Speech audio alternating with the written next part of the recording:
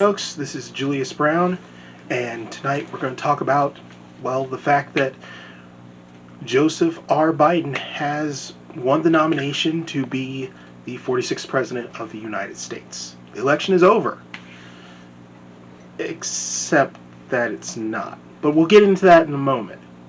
As it stands right now, Joseph R. Biden is going to be the 46th President of the United States, which means Kamala Harris is going to be the very first female Vice President of the United States. On top of that, she's a woman of color. It's amazing. And on top of that, her husband is going to be the very first male second spouse. Now, the term second spouse is what I want to talk about really quick. It is the official term for the spouse of the vice president, as first spouse is the official term for the spouse of the president. We normally say first lady and second lady because they have chosen to go by those names. As they are female, they're women, they want to be called first lady or second lady. That's perfectly fine. Kamala Harris's husband is going to have the option of either being called second spouse, perhaps second gentleman, or some other designation that he comes up with. It is solely up to him. I think that's an amazing thing. But let's get back to the problem with the election. Now, Joseph R. Biden has won the popular vote. The popular vote really doesn't matter, but I think it's very important to point out that he received more votes than any other elected official in United States history. Donald Trump in 2016 and until now has claimed that he won the Electoral College, which was much harder to do than winning the popular vote. History, however, always seems to prove Donald Trump wrong. You see, every single president that has ran for office and won the presidency has won the Electoral College. And that is because the Electoral College is who chooses the president. The way our system works is we vote on and before Election Day for representatives to send to the Electoral College to give out our state's allotment of electoral votes. Once we make our decision known as to who we want to receive those votes, our state governor picks a group of people and tasks them with going to the Electoral College to vote for the person that we decided and to allocate our electoral votes to that person. There are some states that do all in. If you win, you get all the votes. There are some states that go, you get a percentage of the votes. It works out to whoever has 270 votes in the Electoral College becomes our next president. Now, this is the problem. When a governor picks those electors, we call them, well, the system is done in good faith. It means they are sent there with no obligation whatsoever to vote for who we want them to vote for, but just to allocate those votes. When they don't vote for who we want them to vote for, they're called faithless electors. And we've had faithless electors in the past, don't get me wrong. And basically, it's never really mattered. Because you see, 17 states have no laws against faithless electors.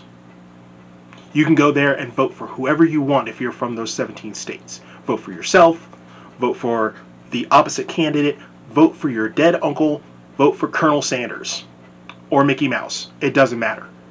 There is no penalty in those 17 states.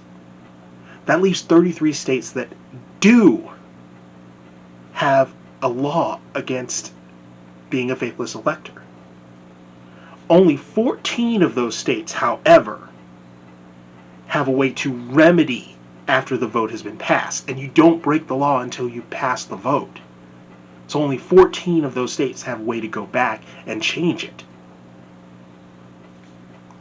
And the thing about those 14 states is, a law is only as good as those who are willing to enforce it and follow it.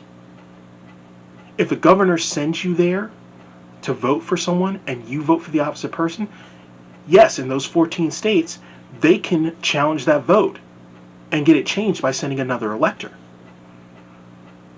But in the other 19 states, there's no way to undo it. And it's those 14 states that raise another issue. What if a governor decides not to send electors to vote for who the people voted for? What if a governor who has the sole power to choose the electors decides to send a group of people to vote for someone else? Why would he challenge that vote if they do what he wants? Or if she wants what she wants?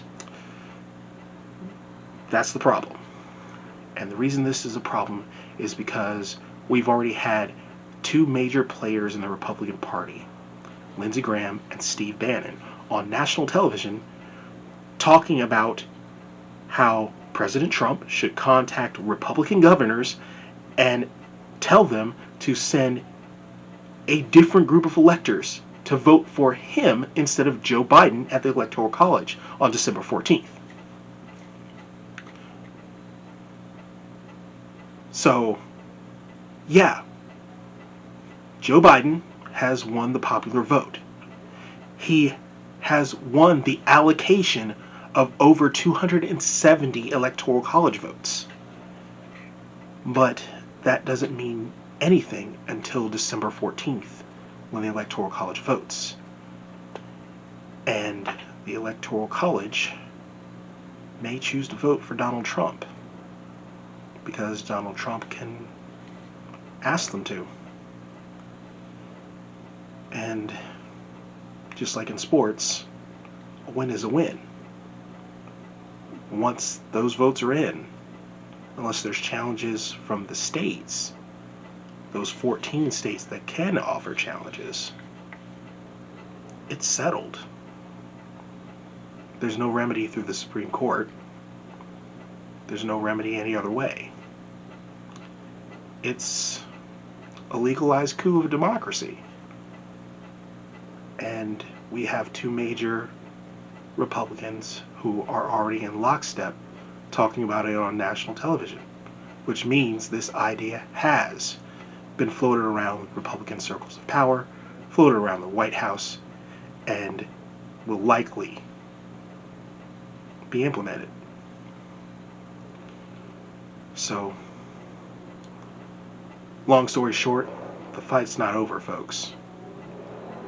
We're still dealing with Black Lives Matter. We're still dealing with over 500 kids separated from their parents at the border.